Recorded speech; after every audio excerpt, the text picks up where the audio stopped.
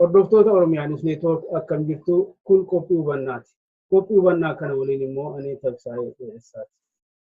Jijjiirama poolitikaa amma Itoophiyaa keessatti mul'achaa jiru wal qabatee itti aanee maaltu ta'a laata? Keessattuu immoo mootummaa akkamiitu itti aanee dhufa laata kan jedhu irratti gaaffii gurguddootu ka'anii akka adeemaa jiran hubatama. Jechuunis mootummaan itti aanee dhufu caasaa akkamii yookaan sirna akkamii kan hordofu ta'a laata kan jedhuun.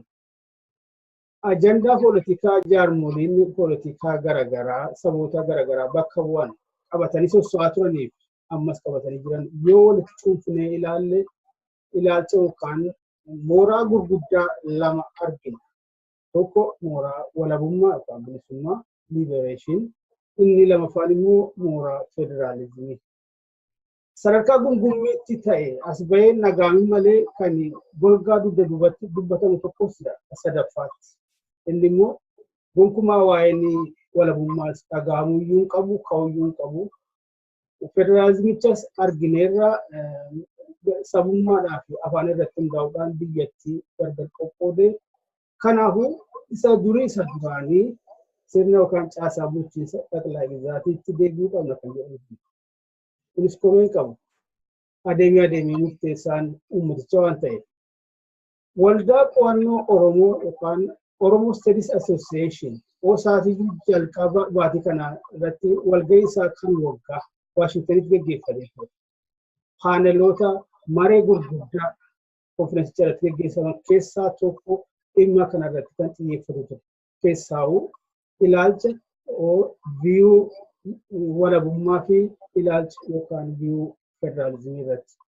Keessummaan keenyarraa namoota paanelii kana irratti barreeffama dhiyeessuudhaan maree keessatti hirmaatan keessaa tokko kan ta'an Dr. Alamaayyoo Birruuti. Dr. Alamayyoon Piroofeesara Filoozofiiti. Maree keenyarraa kun isa kana yookaan isa sanatti uummatootaaf ta'a kan jedhu yaada yookaan filmaata gochuuf osoo hin taane keessaa sirnoota gurguddoo kana lamaan wal cinaa qabne ilaaluudhaan maal irratti wal fakkaatu? Kan itti wal fakkaatan yoo qabaatan maal irratti garagara ba'u?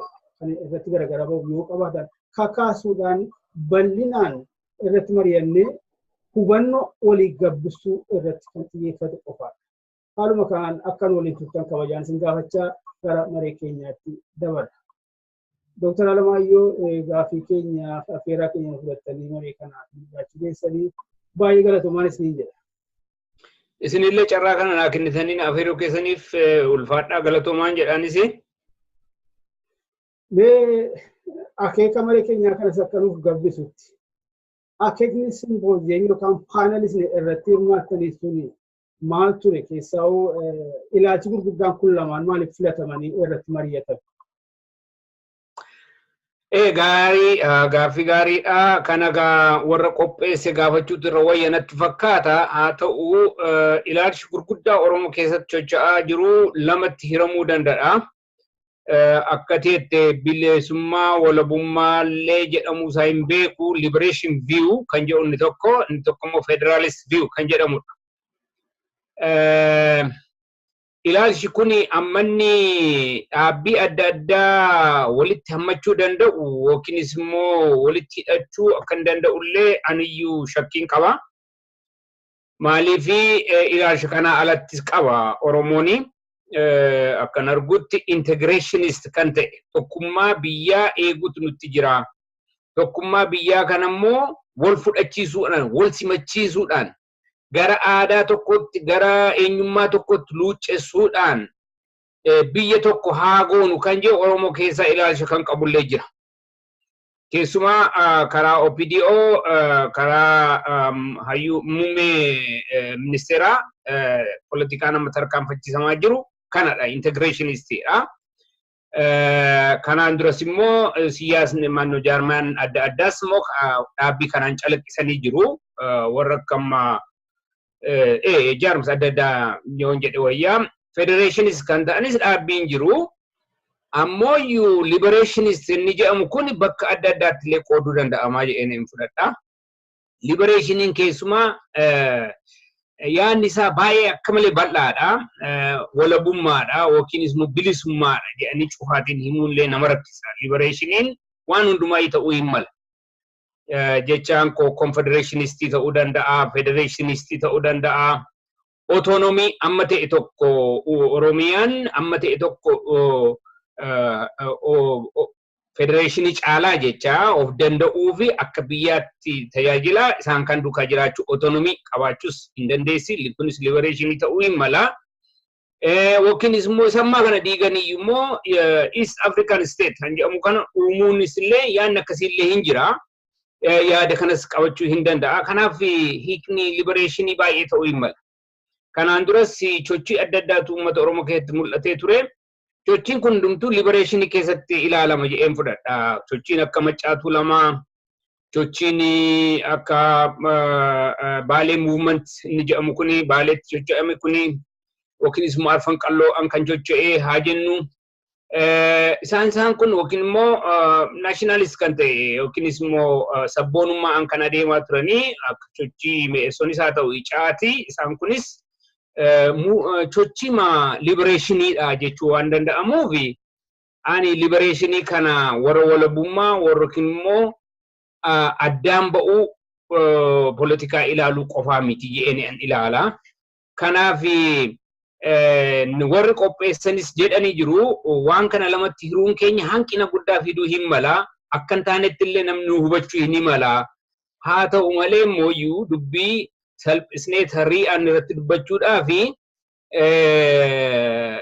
akkasiin lamatti bakka qoonneetu haasofne gaarii nutti fakkaata jedhanii himaniiru. Kanaaf yeroo ammaa kanatti aangoorra kan taa'aa jiru jaarmaa Oromooti kan biyya gaggeessaa jiru. Kanaaf hawwiin haaraa eliitii Oromoo keessatti kan biqile fakkaata. Hawwiin kunis maaliidha? Biyya waliin cuunfanii, biyya waliin tokko godhanii integrationist kan ta'e sana qabatanii bushuudhaaf kan barbaadamu waan cimaa dhufee fi isa kana federationist jechuudhaanii tokkotti kan hubatan natti fakkaata. Ammoo isaan kana alatti immoo dhaabbii isaanii durii qabatanii lakkisaa inni kun rakkoo Oromoo hiikuu hin danda'u amma yoo ta'e dhaabbii bilisummaa tarkaanfachiisutu nutti jira jedhanii warra deeman jiru. Isaan kun maal jecha bilisummaan isa jedhamu irratti adda addummaa ba'uullee hin danda'u jedheen hin fudhadha. Kana keessatti egaa ananan dhiyeessee baay'ee dhaabbii dugaleessa kan ta'e kan dhaabbii adda bilisummaa Oromoo calaqqisuudha jechaadha. Meegaa lamaan isaanii akkuma waan keenya irratti kaafne dhaggeeffattootaa fi hubannoo bal'ifachuuf gabbifachuuf akka gargaarutti mee lamaan isaanii maal irratti wal fakkaatu maal irratti garagara ba'u isheettu tokko tokkoon kaaftanii ibsuu dandeessu? Akkuma jedhe egaa qabsoon Oromoo tarkaanfii adda addaa godhachaa momentumii jedha afaan Ingilizinyaan momentumii jechaan injifannoo adda addaa godhachaa injifannoon adda addaa kun walitti kuusamaa dhufeeti bakka har'a geenye kana geenye. Yeroo duraatti yeroo Maccaatuu Lamaan ka'e fakkeenyaa fi gaaffii dinagdee, gaaffii misoomaa, gaaffii Oromoon addaan qoodamee hacuucamuunsatti hin jiru akka Itoophiyaatti fudhatamuutu isaaf qabaa kan jedhu gaaffii integreeshinii gaafatee ka'e fakkeenyaa fi yeroo sanatti injifannoo tokko godhatee hojjechuu baannellee sochii adda addaa akka uumamu gargaaree ture. Sochiin kuni akka adda addaatti calaqqiseera. Fakkeenyaaf haa jennu yerootti icaati jedhamu dargii jalatti uumame beektota Oromootu icaat kana keessa ijaaree gaggeessaa ture. Haa ta'u ansaan gaaffii guddaa godhanii kaasanii gaaffii kilaasiitu hin ta'in hambiyya kana addaan hiru gaaffii eenyummaati. Gaaffiin eenyummaa kun itun hiikamiini gaaffiin abbaa qabeenyaaf hiyyeessa hedduutti godhamu sun hiikamuu hin danda'u. Maaliif qabeenyi eenyummaa sanyii duukaa wal simata, wal argata.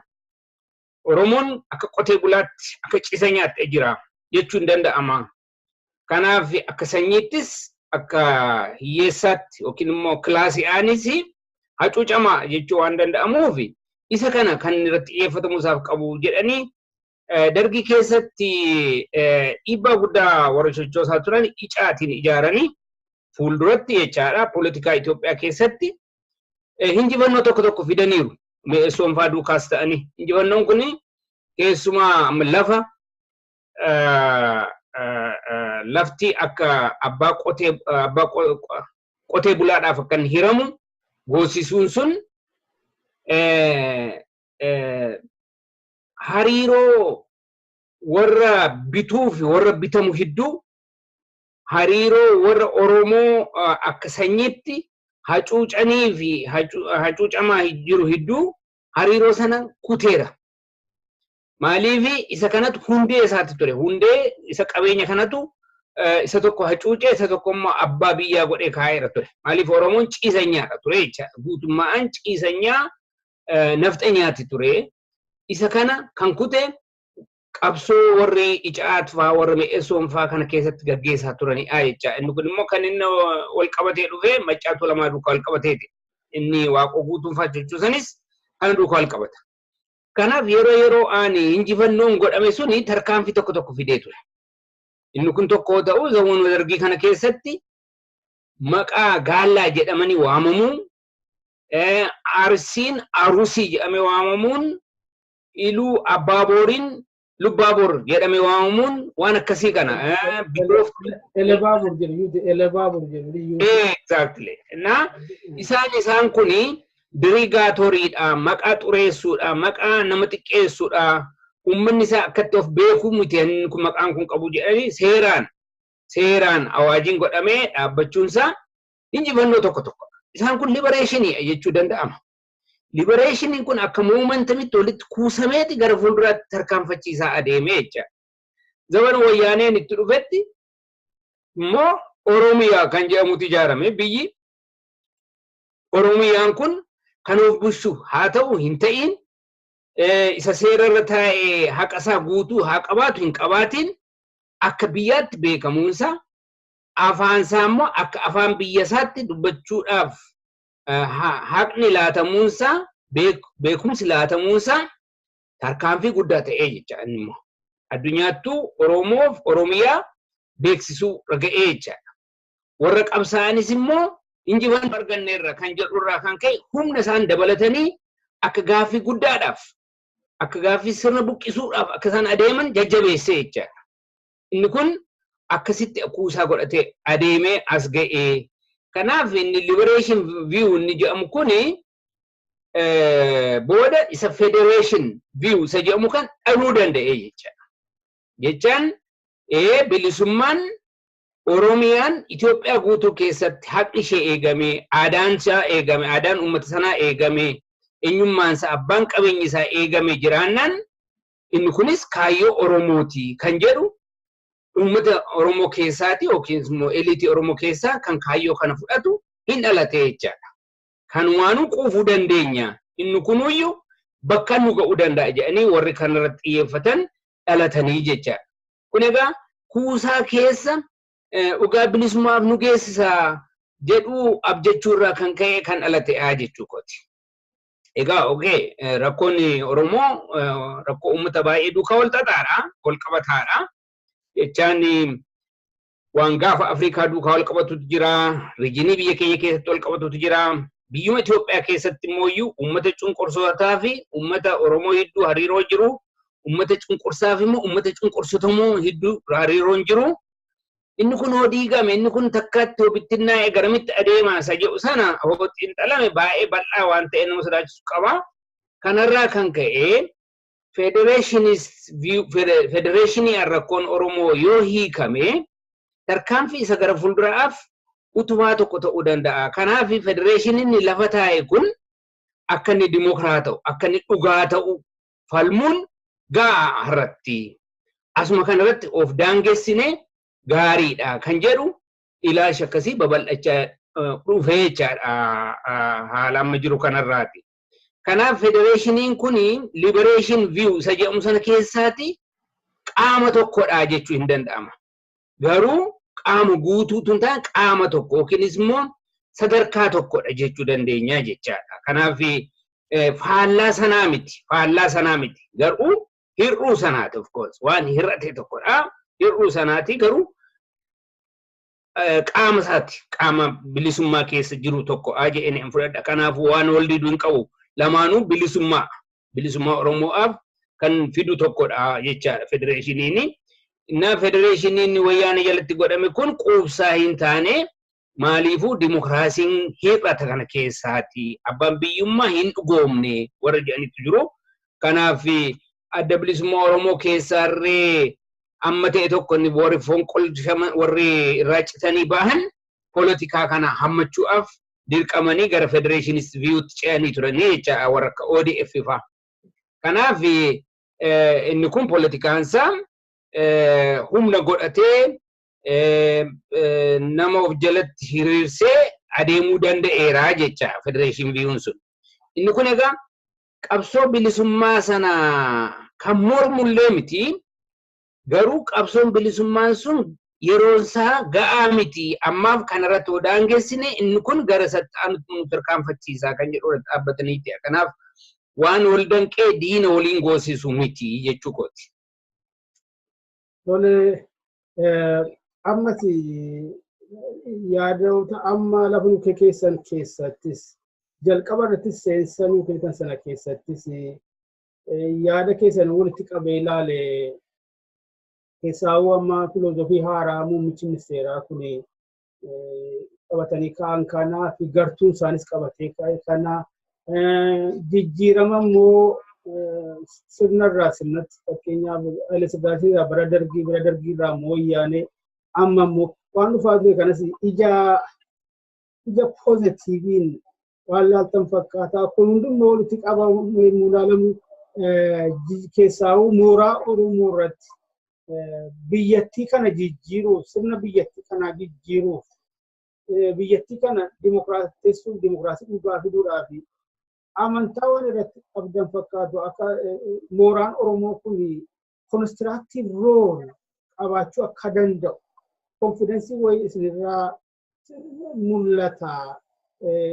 Garuu immoo laalle kun hundumtuu keessaa gama Oromooti wareegama guddaa kaffalchiisa. Isuma kaleessaadhaan gaddaa qofa ilaalu dhibbootaan dhuunfatanii irratti dhukaasanii fixanii kumootaan muranii hidhanii kana gam tokkoon laalle gama kaaniin immoo warra dallaa gama jiran hajjennuu laata. On the other side of the game warra jiran keessaawuu warra Oromoo ilaalcha poolitiivii ilaalle warra Oromoo irraa waan gaarii hin eegne warra ifattu as ba'anii immoo warra biyya diigu jechuudha Oromoo yaa kana lamaan wal bira qabdanii ilaaltan konfidansiin keessan keessaa dhufe ammayyuu uummanni kun biyyattii kana ijaaruudhaaf waan gahee guddaa taphachuu danda'a irratti.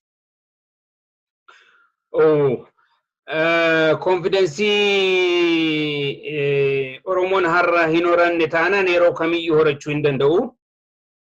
Konfidensi nuti roonda taanaan waan nu hanqatu waan hama waan nuti hin beeknetu jira jechaadha. Anaaf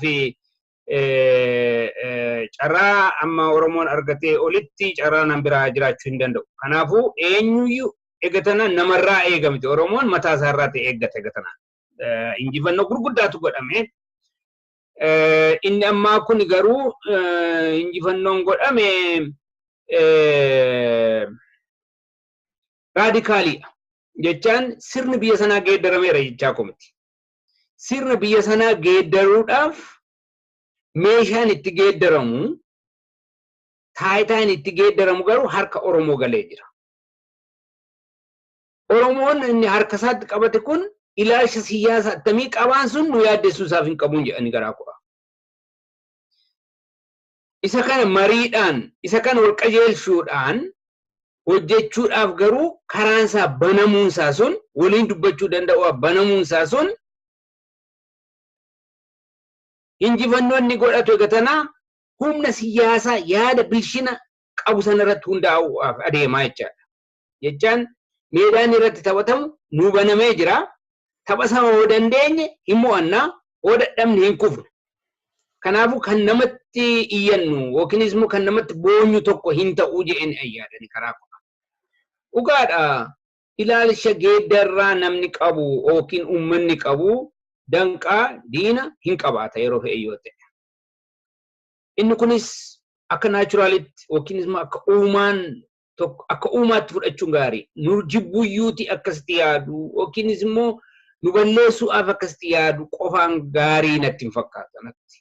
Maali namni akka biyya kana seenaa biyya kanaa uumee olaantummaa godhatee abbaa biyyaa ta'ee mootummaa ta'ee uummanni jiraate hoo kun jalaa diigamee har'a bitintiniinsa hogguu ba'u rifannaa dhabuun isatti hin jiru. Rifannaa godhachuunsa kan uumaati naachuraali asiin jechuufan jedhe. Kanaaf warra akkasitti rifatan jiraachuu hin danda'u. Rifannaan isaanii kun garuu haala helpless ta'e tokko haala deebisuu hin dandeenye tokko irra ga'ee jira. Kanarraa kan ka'ellee waliigaltee uummata kanarraati waliigaltee Oromoo duukaa kan godhu humni siyaasaa akka inni dhalate hoo ilaallu isa saayidii dukkanaa kana guddisanii dubbachuun barbaachisaa natti hin fakkaatu jedheen an fudhadhaa. Inni kun waanuma jiru inkaan achi keessatti isiti Oromoo keessattuu dhalachuu danda'a. Yaada duriirraa hogguma qabu habitiirraa kastamiirraa hogguma qabu fudhachuudhaaf kan nama rakkisuunsa waanuma jirudha. Haa ta'u immoo madaalli siyaasaa hoo ilaallu garuu Itoophiyaa keessatti guutummaan jijjiirama hunda qabeessaa keessumaa waa'ee lammiif sanyii irratti kan dhaabbate jijjiirama guddaatu dhufuuf adeemaa jedheen fudhadhaa. Isa kana nurratti eegatanaan irrarra'u nurrattidha. Jechaan warra cunqursamne irra bitamne irra jennee roorroo himachaa turre irratti hundaa'a. Oonuti dammaqaa beekaa bayyaannataa waliigaltee warra qabnu uummata hoo taane injifannoon keenya itti fufaa adeema. Uumama keenya irraa kan ka'e yookiin seenaa keenya irraa kan ka'e ana ol keessatti waliin qabanne yaadaan kan waliin galle kan waliin hin adeemne yoo ta'e immoo tarkaanfiin keenya gufachuuf adeemaa jecha eenyuun utuu hin ta'in matuma keenyaanu. Kanaaf ani akka maletti pozitiiviidha jijjiirraa dhufe kanarratti ammoo osaarratti waan dhiyeessesiin isa liberation view jedhamu sana keessatti ani the right of self determination inni jedhamu kan hundumaa hammatudha.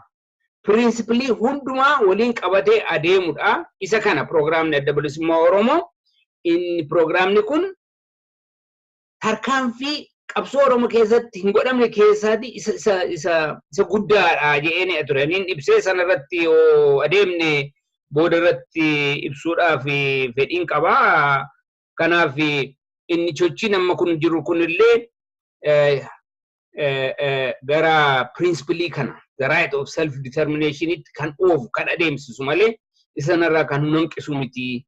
Kanaafuu adda bilisummaa Oromoo irree akkasumatti ilaalee positively ilaalee qabsoo kanatti makamuudhaaf biyyatti galuudhaaf murteeffachuunsa baay'ee kan nama jajjabeessu kan hamlee namaa laatu egereen akka ta'e nannu agarsiisuu ajeen. Sarati gaafii mataa isaa dandeenyu qaba.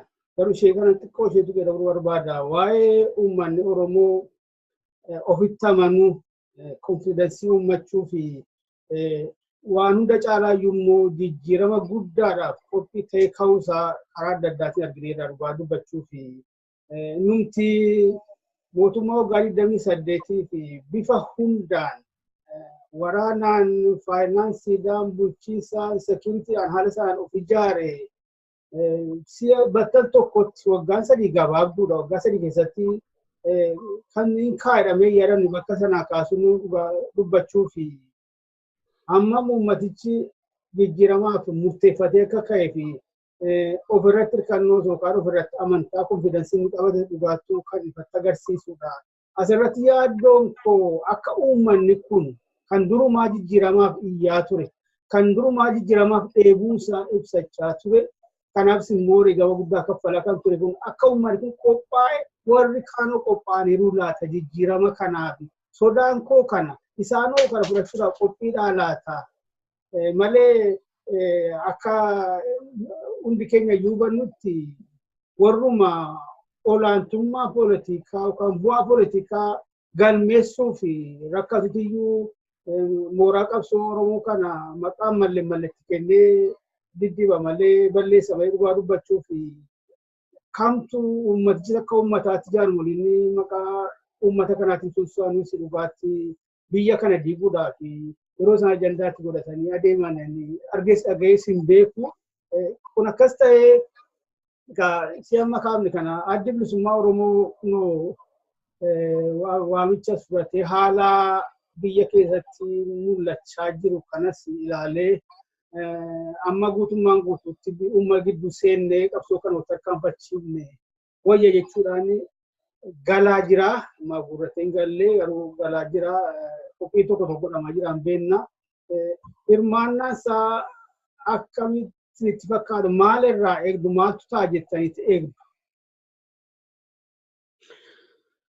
Akkuma teetti warraaqsi Oromoo keessatti ta'ee jijjiirraan dhalate kun ajaa'iba.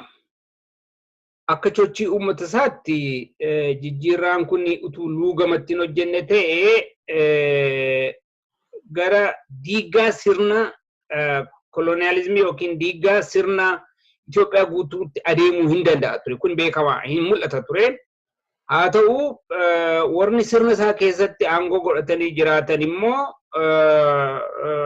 humnoota bakkee alaa jiran tokko tokko duukaa walii galuudhaan qabsoo kanarratti luugamatti godhaniiru. Luugamatti godhanii akka inni qabsoon kun biyyittii diddiigee naannoon sun jeeqama guddaa keessa buute warraaqse akka dhugaamatti warraaqse jedhamu sana keessa akka inni buuneef gara riifoormitti akka jijjiiramu godhaniiru.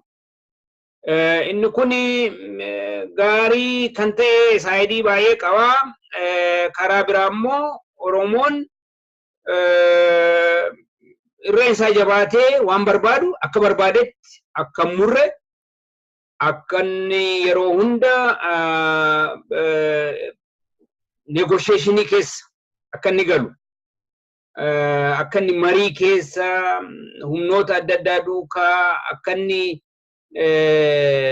waliin mari'achuu isaaf qabutti isa dirqisiiseera. Egaa inni kun biyya diiggaarraa wal fixuurraa yookiin waraan siivil waarii jedhamu kanarraa kan uumamne irraatti hin gargaareera ta'a jedheen yaada. Garuu wanta kun gimmitii haayipootizii dubbatama malee inni hin taane amma humnooma biyyuma sana keessa bushuu keessaati qabsicha irratti luugamatti godhanii qabsicha riifoormiidhaan gara fedhii namaatti gara fedhii hundumaa guutuutti adeemsisuuf yaalaa jiru jecha. Kanaaf hani jijjiirraa kana mormuu gam tokkollee hin jiru. Warri biyya kana tokko goonee bushinaa abbaan biyyaas unu'a abbaan seenaas unu'a warri jedhanillee jijjiirraa kana hin jibbinee jedheen hin fudhadha. Kanaafuu humna Oromoo duukaa kan dhaabbatee riifoormiin kun akka inni milkaa'u kan go'e warruma akkas jennee shakkinu kana jechuukotti warra ENDM-tu OPDO duukaa walii galtee godhatee mootummaa wayyaanee ofirra darbachuudhaaf ga'ee jechaadha. Kanaaf bittaan wayyaanee hundumaayyuu akka malee gashagashee akka malee fagoo geessee waan jiruufi hundumtuu kanarratti ofirraa darbachuu wayyaanee ofirraa darbachuu irratti walii galtee godhateera jechuu hin danda'amu. Isa eeggatanii gara fuulduraatti adeemnu irratti garamitti adeemuu irratti of course yaadni keenya completely adda adda hin ta'a jedheen fudhadha. Haa ta'u dhaabbii giddu galeessa kan ta'e qabaachaa adeemuu garuu hin danda'ama jedheen fudhadha. Na kana hubachuurraa kan ka'e bishina kana godhachuurraa kan ka'e natti fakkaata adda bilisummaa Oromoon haalli kun siyaasa keenya duukaa yookiinis immoo kaayyoo keenya duukaa waliin faalleessu. Hiree ofii murteeffannaan jechuun gaaffii dimokiraasiiti silumaa. Gaaffiin dimokiraasii kun gaaffii hundumaa bakka ta'e kana keessatti qooda fudhannee dirree dimokiraasii kana waliin bal'isuu, waliin guddisuu, waliin gabbisuu, uummata keenya kana keessatti ijaaranii hiree ofii murteeffannaa yookiin mirga ofii murteeffannaa kanaaf of qopheessuun kaayyoo keenya duukaa waliin diduu jedhaniiti itti galan. Kuni bishina guddaa jedhanii fudhatanii in fact filannoo kan hin qabne allee jedhanii fudhata karaa ko'aaf. Kanaaf kanatti galee humnoota adda addaatti ciccitanii federationist, liberationist, confederationist jedhamee ilaalcha siyaasaa adda addaa waliin qabate kanallee gaadidduu tokko jalatti jaarmaa tokko jalatti kurfeessuu waliin ijaaruu danda'uudhaaf carraa guddaa adda bilisummaa Oromoo fi jedhanii fudhadhaa. Kanaaf humna Oromoo kan jabeessu, kan guddisu, kan dagaagsu malee kan xiqqeessu, kan qisaasu hin ta'u. Humnoota warra nu duukaa yaadaan illee waliin galle duukaa isaaniin ofirraa faccisuudhaan isaaniin diduurraan hinjifannoo argachuu hin danda'amu.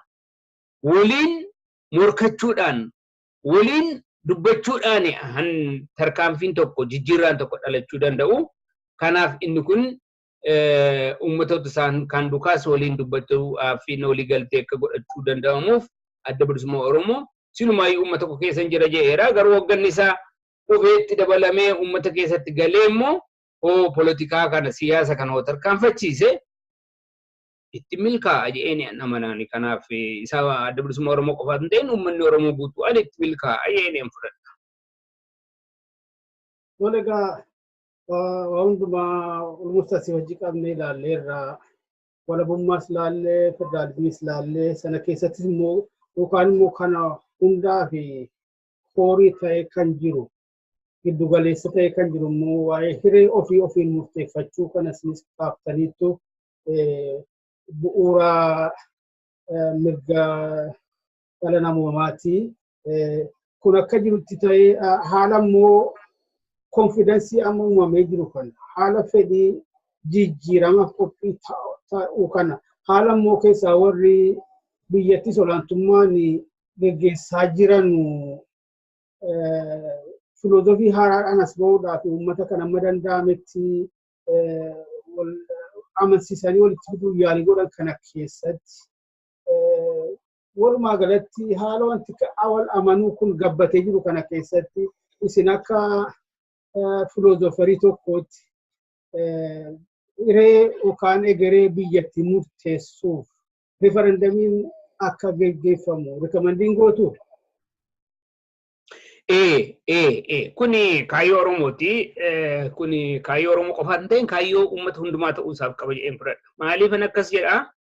Rakkoon biyya Itoophiyaa rakkoo han biraatu hin ta'in rakkoo mootummaa waliin ijaaruuti. Zamana kanatti durela mootummaan maalirraa dhalataa isa jedhamu zamana durii uumaatu uumaa kan jedhan jiru turan dur. Kun jechuun inni cimaan isa dadhabaa zarafee ajjeesee waan jiraatuu fi kun akka hin taaneef eenyuun cimaa jedhamni cimaan tokko sakaaniif dadhabaa ta'uu waan danda'uuf cimaaf dadhabaan walii galtee aan tolin tuqin abbaan humna akkam bushineef walii galee akka uumamu namni suuraa waan qabuuf namni yaaduu waan danda'uuf walii galtee godhateeti mootummaa ijaarratee jedhama dur natural theory jedhaman kun. Booda zamana fiudaala maaltu dhalatee mootummaa kan ijaaru Waaqayyoo kan jedhu. Kanaaf nama keessa filee nugusa kan godhus Waaqayyoodha. Nugusni itti gaafatamaa Waaqayyooti. Itti gaafatamaa namaa, itti gaafatamaa society isaatu hin ta'in kan Waaqayyooti jedhameeti fudhatama. Zamana Faransaay abiyooti warraaqsa Faransaay jalqabee kun hin diigame. Kun hin diigame guutuu Awurooppaa keessatti diigameeti biyyi kan nugusaa miti. Kan Waaqayyo soomus Waaqayyoo miti. Kan nugusa soomus Waaqayyoo miti. Biyyi kan uummataati. Sovereignty of the people. Ni jedhamu san akkas jedhee uummanni fincilee jechaadha. fincilee sana booda inni mootummaa ijaarrate sana booda tiyooriin dhalate social contract theory jedhama. Kun maali'a? Namni walii galeeti murteessee mootummaa ijaarrata. Maaliif? Nagaasaaf qabeenya isaa tiksuudhaaf. Mootummaa ijaaruun basically bilisummaa ofii dhabuuti. Maaliif akka barbaaduun ta'u ka seeratu nu busha sana booda humnatu nu qisaasa. Garuu isuma ta'u kana hamaarraa waan nu oolchuu fi bilisummaa keenya beekneeti beekaadhaan dabarsine laannaa jecha mootummaaf nagaa argachuudhaaf. Kanaaf namni walii galteedhaan fedhiidhaan mootummaa ijaaraa social contract jedhan isa kana. Isa kana gaa yeroo sana hiree miti mirga ofii murteeffachuu ni jedhamu sadarkaa nam tokkotti hoggu sana inni lafa taa'ee jecha. Maali? Waan lama kan nama cunqursu. Tokko mootummaadha. Mootummaan humna waan qabuuf jecha. Tokko immoo dhaaba aadaati kan nama cunqursu. Qaatamma saayinsii warra saayintistiin irra warra akka Gaaliliyoo fa'aa fannisamaniiru. Lafatu naanna'a aduu miti kan naanna'u jechuurraa kan ka'an fannisamaniiru. Isaan kan society keessa hidhamaniiru warra saayintistii maaliif? Amanteetti buutanii aadaatti buutanii jedhamaniittidha. Namni waan baay'ee ta'aa ture aadaatiin. Kanaaf aadaanii mootummaan tiksuun isatti hin jiru. Aadaan filannoo namaa ta'uusaaf qaba. Kanaaf abbaasaatu murteeffata jedhaniiti mirga ofii murteeffachuu inni jedhamu yeroo sana jalqabee dhalatee jecha. Alli namaa akka nam tokkotti bilisa argatee jecha. Isa kanatu bilisoomee waliin galeet immoo mootummaa ijaarrate jecha. Social contract theory jedhama. Isa kanatu hundee dimokiraasii har'a arginu kana ta'ee hafee jecha. Itoophiyaan kana keessa hin galle. Afrikaan guutuu evolutionii kana keessa hin galle. Mirga ofii murteeffachuudhaan lammummaa citizenship argachuudhaan biyyi ijaarame tokkittiin hin jiru Afrikaa keessatti. Kanaaf gaaffiin Itoophiyaa keessa jiru gaaffii mootummaa walii galteedhaan ijaarrachuuti. Hoo mootummaan kun walii galteedhaan hin ijaaramin yeroo kamiyyoo ta'e mootummaan sun legitimate isa jedhamu sana kan fedhii irratti kan hundaa'e ta'uu hin danda'u jecha. Kanaafuu dhaabbiin jaarmaa suni dhaabbiin mootummaa suni seeraaf sirna kan eeggate miti jechuudha. Kanaafuu mootummaan sun mootummaa biyya sanaatti illee jechuu hin danda'u. Lammiinsaas ani lammii biyya kanaati jechuu hin danda'u. Citizeniin qaba jechuu hin danda'u. Citizenii inni ta'u nam tokko mootummaa ijaaruu biyya sanaa irratti haqa qaba ta'edha. Jijjiiruu irratti haqa qaba ta'edha. Inni kun hundee dimokiraasii har'aati. Dimokiraasiin filamchuu qofa miti. Dimokiraasiin mootummaa sana abbaa biyyaa ta'uu sana dabalataa jecha. Kanaafuu inni kun mirga ofii murteeffannaa inni jedhamu kun hundee isaati. Hundee dimokiraasiitii jechuu ofii hin fudhadhe. Okay, inni kun egaa sadarkaa nama qofaatti tun taane akka biyya Itoophiyaa immoo aadaadhaan, seenaadhaan, amanteedhaan uummata adda adda ta'e kan immoo akka adda addummaasaatti waliin dhaabbatee mirga ofii murteeffachuudhaan mootummaan kun ijaaramuusaa hoo mirkaneesse hoo fudhate malee mootummaan sun legitimate ta'uu waan hin dandeenyeef rakkoon bara baraan uummata kanarra ga'uuf adeemu mirga ofii murteeffannaa kan hojiirratuun oolshin hiikamuu hin danda'u. Kanaaf yeroo fe'ee akkuma ta'e akkuma boombii dhokataatti yeroo fe'ee gara fuulduraatti dhokaa deema kun hiikame malee jedheen hin fudhadha. Kanaafuu riifarandamiin godhamu isaaf qaba. Riifarandamiin godhamu kun attamitti godhama?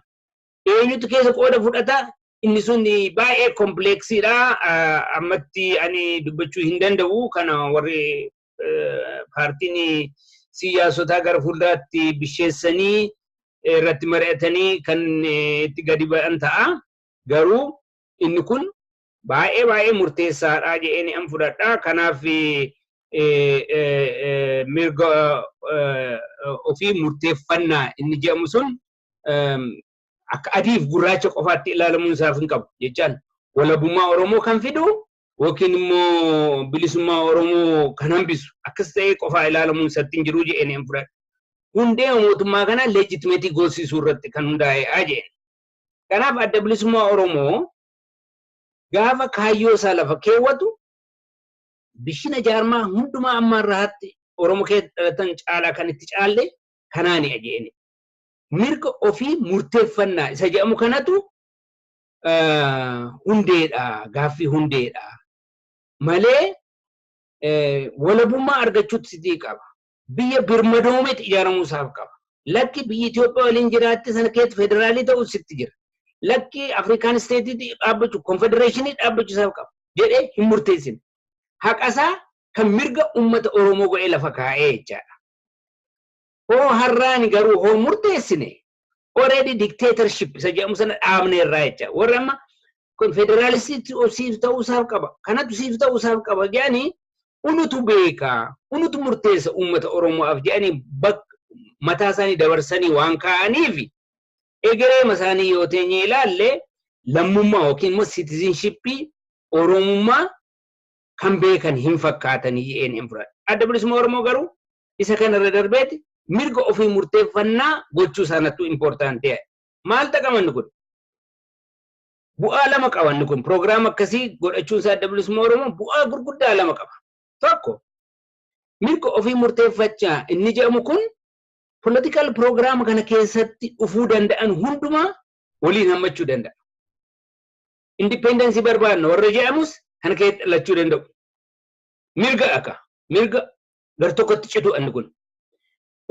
Lakki biyya kana waliin jiraachisne warra jedhamus federeeshinii godhanne warra jedhamus political liberaalii kan ta'e yookiin konservaatiivii kan ta'e hundumtuu proogiraama kana keessatti hammatamuu danda'u jechaadha. Kanaaf proogiraamni kun ambreellaadha. Gaadidduudha. Gaadidduu hundumaa walitti haree adeemu tokko jecha. Kanaafuu maqaa isa front jedhamu kana duuka adda isa jedhamu sana duuka waliin adeema. Kun jechuun jaarmaan adda addaallee adda bilisummaa Oromoo keessatti waliin hammatamuu danda'u jecha akka ENC'tti. Front inni jedhamu kun jaarmaan adda bilisummaa Oromoo jaarmaa siyaasa tokko miti. Jaarmaa sabboonummaa qofaadha. Kun jechaan gaafa siyaasa sana bira geenye adda bilisummaa Oromoo akka jaarmaa tokkotti dhaabachuu isa barbaachisu dhiisuu danda'a jechuudha. Humna kan hundumaa bilisummaaf hogeessise. Tokko kana uummata Oromoo, politikanyoota Oromoo waliin hammachuudhaaf waliin qabatee adeemuudhaaf kan dandeessisu siyaasni kunii jedheen fudhadha. Tokko. Inni lammataa hiree ofii murteeffannaa mirga ofii murteeffannaa inni jedhamu kuni gaaffii dimokiraasii kan inni kaasu. Gaaffii hambiraan qabu. Jechaan waa'ee koloniyaalizimii waa'ee maalii kan odeessu hin qabu kun gaaffii dimokiraasiiti. Jechaan alli namaa mirga isaa murteeffachuu danda'uutu isatti jira kan jedhu inni kaasu.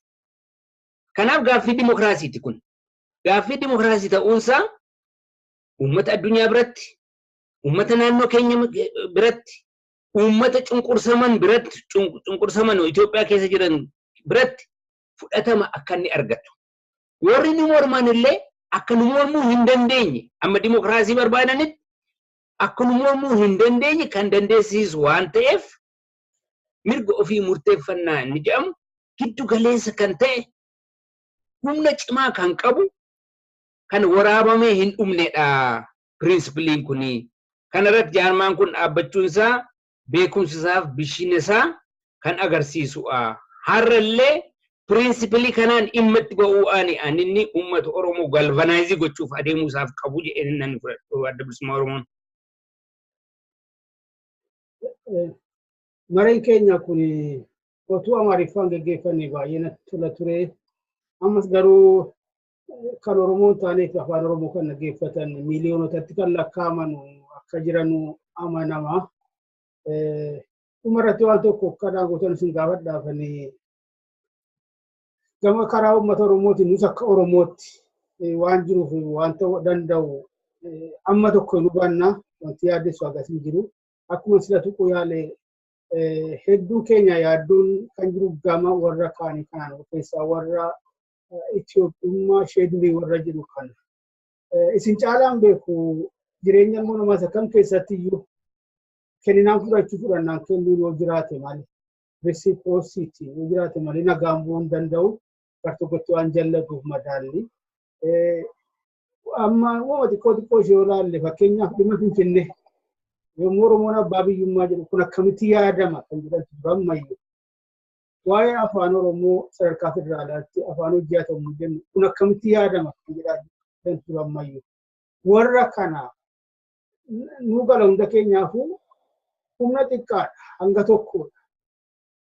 Garuu rakkoo uumuu danda'u xiqqaatanis jara kana dhaamsa akkamii qabdu isinis hanga tokko karaa kana adeemaa isinis fudhachuu qofa osoo hin taane kennuus bara gidduutti walitti adeemee araaramuudhaaf qophii ta'a kan jedhu irratti dhaamsa akkamii qabdu warra kanaaf. Waa'ee mirga ofii murteeffachuu jedhamu pirinsipilii kana afaan Amaaraan gara fuulduraatti nu gaafattanii waan itti dhiyaate anis nan gammadaa. Afaan Amaaraa irra abboon madhallee natti fakkaata afaan Oromoo irrayyuu rakkoon hin jiru. Wanti kun waan tiyoorii asii kanaaf yeroo ammaa kanatti mirgi woloo fi murgi nam tokko ol didaa maaloo hanjamu jira. Ani kana irratti bal'inaan beekumsa laachuu nan danda'a. Maaliif kun barumsa kooti. Isa practical politics kaaste kana waa'ee shaggarrii laachisee waa'ee afaanii laachisee isaan kun elementiidha. Elementii isa mirga ofii murteeffachuu isa jennu sana keessatti elementii hammatamani. Isaan kun baay'eedha. Kana keessa yeroo aafi warri politikeenya hanitti dhimma ba'an ta'eeti guddatee mul'ataa iyyuutti malee an kana caalu an murteessaa kan ta'e hundee qabeessa kan ta'e mootummaa Itoophiyaa akka mootummaa tokkotti waliin dhaabuu sanatti murteessa. Mootummaan Itoophiyaa akka mootummaatti dhaabbachuusaa hin feenu. Nuti lammii biyya kanaa ta'uu hin barbaannu. Qaama kana ta'uu hin feenu jedhuu danda'ama. Isa isaan magganxal yookiis immoo addaan cituu jedhu isaanii kun addaan cituu reelli xureessuudhaaf balleessuudhaaf malee bilisummaa kan ba'u addaan cituu miti inni gochaa jiru. Addaan cituu tun ta'in mirga ofii murteeffachuu sana kan ibsu. Kanaaf inni kun isa kana hundee inni qabeessa kan ta'e isa kana filoozofiin isaa kan jiru jedheen hin fudhadha. Inni kaani isa kanarratti walii galame jennaan inni waa'ee shaggaraa ta'uu waa'ee afaanii haa ta'uu dimokiraatikaalii waan murachuu danda'amu. Dimokiraatikaalii jechuun sagaleedhaan kan muramuu danda'amu jedheen hin fudhadha inni. Sagalee attamiitiin paarlaamaatti hataa sadarkaa biyyaatti hataa teeknikaal isaan kun. Isaan ta'an. Addis Ababaan yeroo ammaa kanatti namni keessa jiraatu garri caalu warra kanaan dura nu bitaa tureetu isaanitti dhufee warra safaranii biyya kana jirani'a. Abbaan biyyaan inni Oromoo ta'e kana keessa qarqaraatti dhiibamee jira. Ammatti garuu hanqi isaa hogguu eegame attam ta'uusaaf qaba. Isa jedhu sanarratti akkuma ta'e kennanii waan laatan waan irratti walii galan tokko dhalachuu hin danda'a. Inni kun amma kanaatti biyya kana kan jeequ ta'uu hin danda'u jedhanii ani fudhadha. Inni hundee qabeessa ta'e garuu Oromoo fi inni bitameef inni bite wal faana jiraachuu danda'amu hin danda'u. Isa kana filannoo isaa kan filachuu isaaf qabu uummata Oromoo natti hin fakkaatu natti. Uummata biyya sanan ijaaree biyyi kun kan kooti. Ana caala biyya kana kan jaallatu hin jiru isa jedhutu filachuu isaaf qaba. Filannoo isaa isaaniif dhiyeessina han jedheen hin fudhadhani karaa qofa. Jechaan kun maal jechaadha? Oromoo abbaa biyyummaa isaa beektanii Itoophiyaa guutuudhaan akka isheen tokko taatee jiraachuu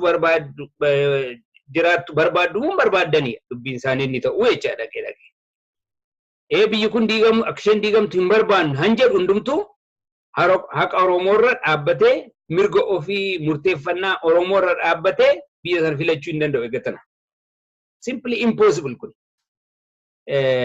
Ummatichatu dammaqeera. Ummatichatu ka'eera. Diddaa kana gara boodaatti deebisuu hin danda'amu. Humna abbaa fe'eetiimu. Kanaaf giddii aanu laatanii fudhachuu inni jedhamu sun dhalachuuf adeemaa jechaadha. Kun egaa waan shaggar qofaan irratti miti, waa'ee afaanii qofaa irratti miti, waa'ee humna siyaasaa irratti biyyattii bushuu irrattu waliin dubbachuuf adeemnaa jechaadha. Eenyu abbaan biyya kana? Eenyuun biyya kana bushu isa jedhuun isa irratti dubbachuuf adeemnaa jechaadha. Amma gaafa OPDO'n ka'ee hooggana biyya bushuu kana gaafa inni fudhatu kan eebbisee eenyudha? Uummata Amaaraa miti. Laayifii isaanii sakrifaayisii godhaniiti dammaqaan fa'aa gaafa isaan Abiyyi fa'aa duukaa dhaabbatan. Garuu isa kanatu nu baasa jedhanii. Maaliif immoo namni hambiraa akka inni xaqlaa ministeerii hin godhamin hafe? Maaliif namni jaarmaan hambiraa olaantummaa kan keessatti hin godhan? Maaliif OPDO'n godhate? Kuni baay'ee ifaa natti fakkaata. Sochii uummata Oromootu isa kanatti oofee jechaadha. Oromoo tokko hooshoomne malee isa lolaa dhufe kana warraaqsa dhufe kan dhaabuu hin dandeenyu. Warraaqsi kun galii argateera jechuun inni dandeenyu Oromoo keessaati, paartii Oromoo keessaati olaantummaa olaanne qofaadha kan jedhuun kun walii galtee yaaba. Walii galtee irratti hin dubbatamne agaruu. Walii galtee humni murteesse kun. Humni uummataa kan murteesse jecha. Kanaaf waan jaallatanii filatamu miti kun. Egatana waan jaallatamee filatamu miti. Haala yeroo isaatu haala uummataatu murteessaa ta'a. Gaafa engadda shaggar keessatti kantiibaan namni Oromoof quuqamu tokko filame gaafa jedhame hanuma booru biyyi kun diigamuu fakkaate mormiinsaa diddaansaa maalsa. Garuu wajni suni humna godhatee gadi ba'uu hin dandeenye. Maaliif? Aangootu paartii kan harka jira. Aangoon kun iyyaatiin calmee kan diigamuu danda'u hin ta'u jechaadha. Kanaaf humni murteessaadha. Humni akkasuma jedhu Oromoo qofaatu humna qaba jechuu gootu hin taane diddaa fi roorroon baatee kan uummanni chocho'ee biyya kana galgashuu ga'e uummata Oromooti. Isa sana yeroo hunda sammuu ofitti qabatameeti an politikaan hojjetamu jecha karaa biraas. Wanni kun itti fufe.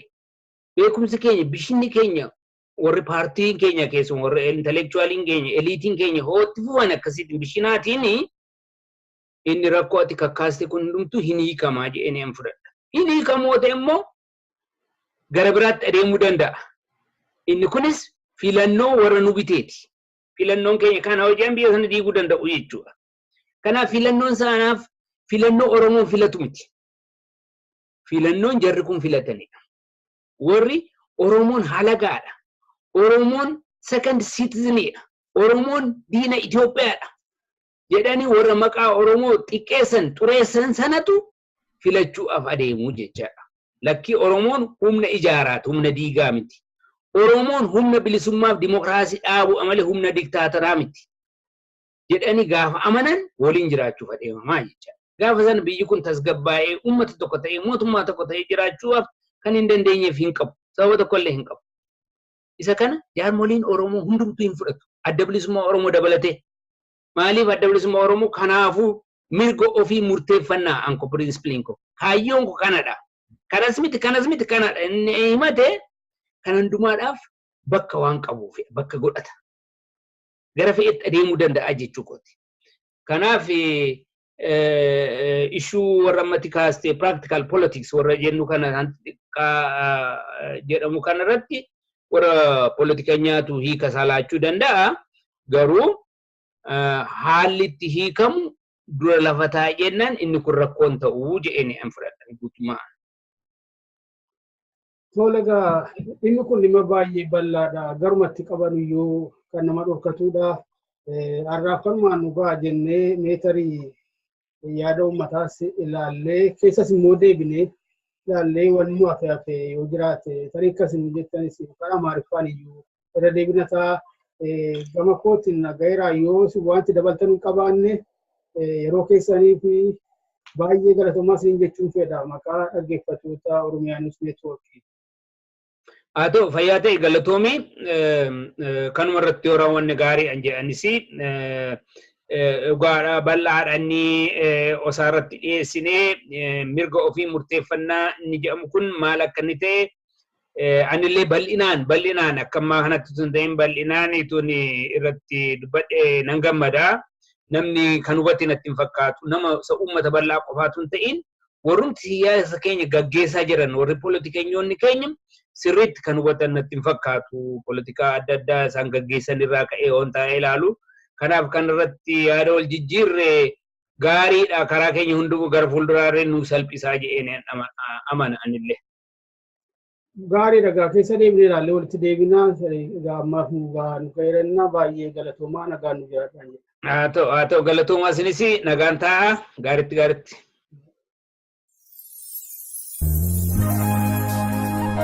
Ambo gubbantita mogori rantita salale gubbantita gindo gubbantita foli gota naturgai foli kero naturgai adum biyor manitu olilale ndadabe atormana manatu ormiato jede ndadabe armeto jede ndadabe Ada Oromia si malenjiradu ananiya Harme Oromia si malenjiradu ananiya Ushururu kero mata guduru mortu gantu biyana mabasaduru Udotis kenjirate ola sardini nyatu Udoto kumakabane gadeni nunantu yartuni nunantu Ititatu akkamii farda akkamishi godhulata Utoro mi andese Chik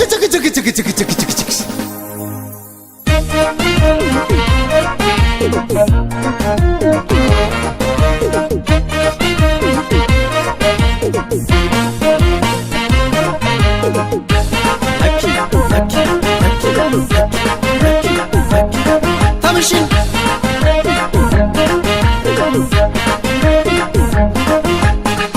Ola kalle kochenya chubarre erga homi lammi kugina gabbar Ola kalle kochenya chubarre erga homi lammi kugina gabbar Ebisa dunna iyanu nargani biyenda hanga moti walirran darage badodil gasa iyanu nargani biyenda hanga moti walirran darage Wako butu iyanu nargani biyenda hanga moti walirran daragani Abishe garba iyanu nargani biyenda hanga moti walirran daragani Tadde birru iyanu nargani biyenda hanga moti walirran daragani Finfinneetti galla Rayyuu gubbaan naannofne Finfinneetti galla Sabbataa gubbaan naannofne Finfinneetti galla Galaanis gubbaan naannofne Finfinneetti galla Dukamis gubbaan naannofne Finfinneetti galla Sadaffaa gubbaan naannofne Finfinneetti galla Sulultaa gubbaan naannofne Finfinneetti galla Beenaa raddaa gullalle Finfinneetti galla Beenaa raddaa gullalle Dhiiroo wal daganne ijoollee waliin guddanne Dhiiroo wal daganne ijoollee waliin guddanne